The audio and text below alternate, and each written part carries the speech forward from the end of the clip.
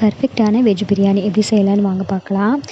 இதுக்கு ஒரு பெரிய பாத்திரத்தில் 4 ஸ்பூன் ஆயில் சேர்த்துட்டு 2 ஸ்பூன் கீ சேர்த்துக்கலாம். இது கூட பட்டை, ஏலக்காய், கிராம்பு, சோம்பு இதெல்லாம் ஆட் பண்ணதுக்கப்புறம் 4 பெரிய வெங்காயம், 2 பச்சை மிளகா ஆட் பண்ணிக்கலாம். இது கூட 1 ஸ்பூன் இஞ்சி பூண்டு பேஸ்ட்டு, கேரட், பீன்ஸ், உருளைக்கிழங்கு இதெல்லாம் 100 கிராம் ஆட் பண்ணிக்கலாம். ஒரு 4 பெரிய தக்காளி ஆட் பண்ணி இதையும் சேர்த்து நல்லா வதக்கி எடுத்துக்கலாம். 1 ஸ்பூன் மஞ்சள் தூள், 1 spoon chilli powder, 1 spoon Kashmir chilli powder, garam masala பொடி இதெல்லாம் சேர்த்து ஆட் பண்ணி நல்லா வதக்கி எடுத்துக்கலாம்.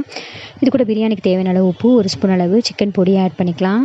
இது கூட ஒரு கப் அளவு தயிரும், புதினா, கொத்தமல்லி ஆட் பண்ணிவிட்டு இதையும் நல்லா சேர்த்து நம்ம வதக்கி எடுத்ததுக்கப்புறம் தேவையான அளவு தண்ணி ஊற்றிட்டு இதை ஒரு மூடி போட்டு நல்லா கொதிக்க விட்டுக்கலாம்.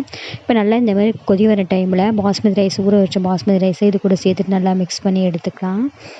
இப்போ இது கூட புதினா, கொத்தமல்லி சேர்த்துட்டு மூடி எடுத்திங்கன்னா சூப்பரான வெஜ் பிரியாணி ரெடி ஆகிடுச்சு. நீங்கள் தம் கட்டினா இந்த மாதிரி தம் கட்டி எடுத்துக்கலாம். இப்போ சூப்பரான வெஜ் பிரியாணி இது கூட உருளைக்கிழங்கு மசாலா ரெடி ஆகிடுச்சு. கண்டிப்பாக இதை ட்ரை பண்ணி பாருங்கள்.